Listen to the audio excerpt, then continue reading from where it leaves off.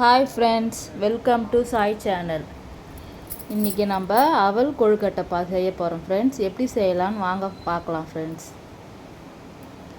அவலை நல்லா என்ன பண்ணணும், 1/2 hour முன்னாடி தண்ணியில் ஊற வச்சிடுங்க. இதை ஊற வச்சுட்டு ஒரு 10 நிமிஷத்துக்கு முன்னாடியே வடிகட்டி விட்டுடுங்க. நீங்கள் செய்கிறதுக்கு 10 நிமிஷம் முன்னாடி நல்லா வடிகட்டி விட்டுடுங்க. அப்புறம் நல்லா அமுக்கி விட்டுங்க. அவளை நல்லா ஒட்டை பிழிஞ்சு எடுத்து ஒரு பிளேட்டில் தனியாக வச்சுக்கலாம். நல்லா உதிரியாக வரணும். ஒரு சில பேருக்கு அவல் பாலில் சாப்பிட்டா பிடிக்கும், ஒரு சில பேர் வெறுமனே சாப்பிடுவாங்க. இந்தமாதிரி கொழுக்கட்டை செஞ்சு சாப்பிட்டு பாருங்கள், டேஸ்ட்டாக இருக்கும்.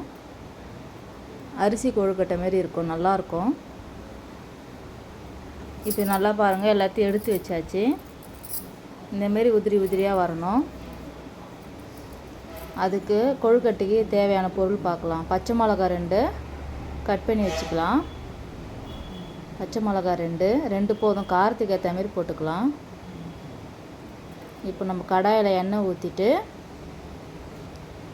எண்ணெய் நல்லா கடாயில் எண்ணெய் ஊற்றிக்கோங்க. உங்களுக்கு தேவையான அளவு ஊற்றிக்கோங்க. கம்மியாக ஒரு இது கூட ஊற்றிக்கலாம். நான் கொஞ்சம் எக்ஸ்ட்ரா ஊற்றிருக்கேன். உங்களுக்கு தேவையான அளவு எண்ணெய் ஊற்றிக்கலாம். கருவேப்பிலை, பச்சை மிளகா, இஞ்சி ஒரு துண்டு. இஞ்சி நல்லா துருவி வச்சுக்கோங்க. காரத்துக்கு ஏற்றாற் போல் பச்சை மிளகா போட்டுக்கோங்க. கருவேப்பிலை ஒரு 2 கொத்து 3 கொத்து வச்சுருக்கேன். கருவேப்பிலாம் கொஞ்சம் நிறைய போட்டால் வாசனையாக இருக்கும். அதனால் ஈவினிங் ஸ்நாக்ஸ்க்கு இது கொடுக்கலாம் நீங்கள். இப்போ கடுகு போட்டாச்சு. கடுகு நல்லா பொரிஞ்சு வரட்டும். இதை நைட்டு டின்னர் கூட சாப்பிட்லாம். நான் அது ஒரு 4 கொழுக்கட்டை இது சாப்பிட்டாலே வயிறு ஃபுல்லாகிடும். இது சைடிஷ்க்கு கார சட்னி செய்கிறோம். அது எப்படி செய்கிறன்றதையும் பார்க்கலாம்.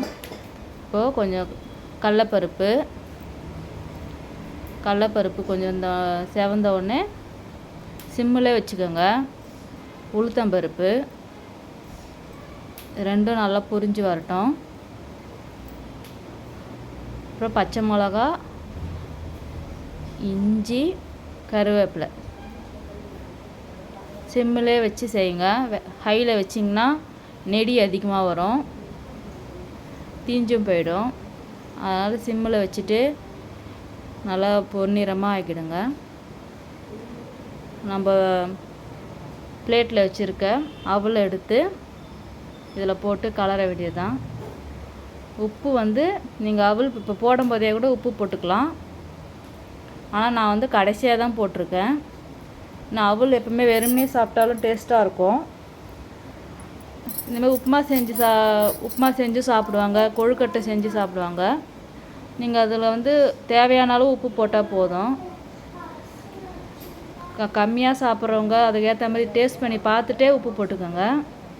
இல்லை இதில் இருக்கிற உப்பு தன்மையை கூட போதும்னா விட்டுடலாம். நல்லா கலரி விட்டுக்கோங்க. சிம்மிலே வச்சுக்கோங்க கேஸை.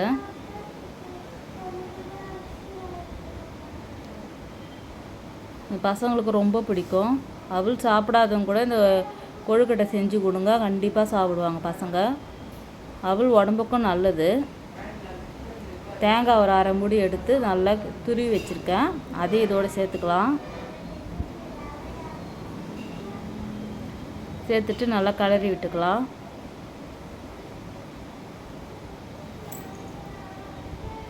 நல்லா தேங்காய் எல்லா இடத்துலையும் படர்ற மாரி நல்லா கலரி விட்டுக்கோங்க. கேஸு சிம்மிலே தாங்க இருக்கணும், ஹையிலே வைக்காதீங்க, அப்புறம் அடி பிடிச்சிக்கும்.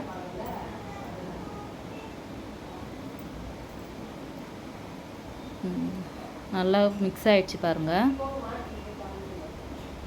கொழுக்கட்டை பிடிக்கிற பதத்துக்கு வந்துடுச்சு. இந்தமாரி கொஞ்சம் அன்றைக்கி அந்தமாரி பண்ணிவிடுங்க. உப்பு நான் டேஸ்ட் பண்ணி பார்த்தேன், கொஞ்சம் உப்பு கொஞ்சம் ஆட் பண்ணால் நல்லாயிருக்கும்னு கொஞ்சம் பண்ணியிருக்கேன். உப்பு போட்டுக்கோங்க. நல்லா கலரி விட்டுக்கோங்க. இப்போது கேஸ் ஆஃப் பண்ணிவிடுங்க. நல்லா கிளறி விட்டுட்டு இப்போ நம்ம கொழுக்கட்டை பிடிக்கிறதுக்கு ரெடி ஆயிடுச்சு. கொழுக்கட்டை பிடிச்சி இட்லி பாத்திரத்தில் வைக்க வேண்டியது தான். சின்ன சின்னதாக மீடியம் சைஸ் பிடிச்சிக்கோங்க.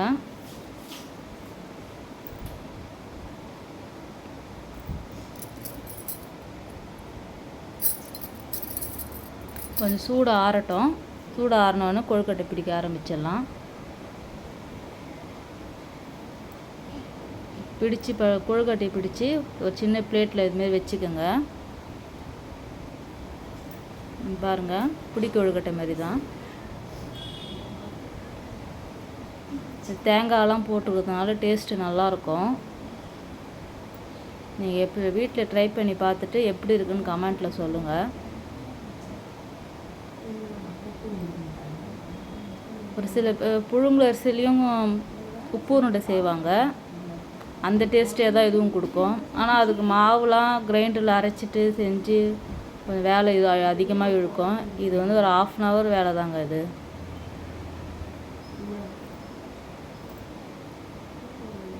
இதுக்கு சைட் டிஷ் வந்து கார சட்னி செஞ்சு தொட்டு சாப்பிட்டோம்னா சூப்பராக இருக்குங்க.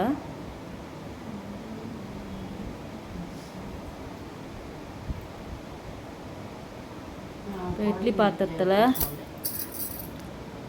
பாத்திரத்தில் ஒன்று ஒன்றா எடுத்து வச்சுக்கலாம். இட்லி பாத்திரம் தண்ணி வந்து கொஞ்சம் நல்லா காஞ்ச உடனே எடுத்து வைங்க. இதுக்கு ஒரு 5 நிமிஷம் போதும். 5 நிமிஷம் இல்லை ஒரு 7 நிமிஷம், அதுக்கு மேலே வேக வைக்காதீங்க. ஏன்னா அவல் ஏற்கனவே நம்ம தண்ணியில் போட்டு ஊற வச்சு இதை வதக்கிறதுனால நல்லா தான் இருக்கும். சும்மா ஒரு 5 நிமிஷம் போதும். பாருங்கள், ஒரு 15 கிட்ட பிடிச்சி வச்சுருக்கேன்.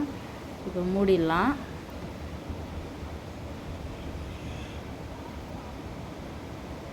கார சட்னி செய்கிறதுக்கு 2 பெரிய தக்காளி, பூண்டு, காஞ்ச மிளகா ஒரு 10. சிம்பிளான கார சட்னி. அந்த கொழுக்கட்டை வேகிறதுக்குள்ளே 5 நிமிஷத்தில் இந்த சட்னியை நம்ம முடிச்சிடலாம். இப்போ இதை அரைச்சி எடுத்துக்கலாம். பச்சையாகவே தான், வதக்கலாம் தேவையில்ல. அரைச்சி பேஸ்ட்டு மாரி எடுத்துக்கலாம். பாருங்கள், இந்த மாதிரி தான் அரைச்சி எடுத்து வச்சு இப்போ கடாயில் எண்ணெய் ஊற்றி கடுகு, 2 உளுத்தம்பருப்பு, கருவேப்பிலை போட்டு தாளிக்க வேண்டியது தான்.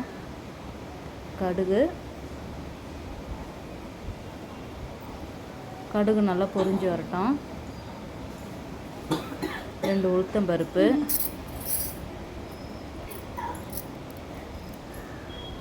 கருவேப்பிலை, அரைச்சி வச்சுருக்க பேஸ்ட்டு அதில் ஊற்றிடலாம். சிம்மில் வச்சுக்கோங்க.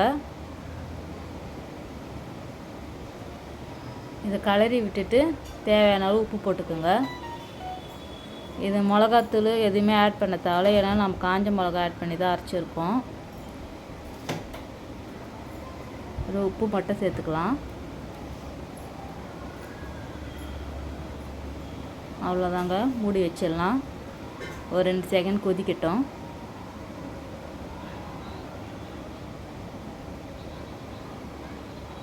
எண்ணெய் கொஞ்சம் இதுக்கு நிறையவே ஊற்றிக்கோங்க, இப்போ டேஸ்ட்டு நல்லாயிருக்கும். பாருங்கள் ஃப்ரெண்ட்ஸ், கொழுக்கட்டை ரெடி ஆகிடுச்சு, சட்னியும் ரெடி ஆகிடுச்சு.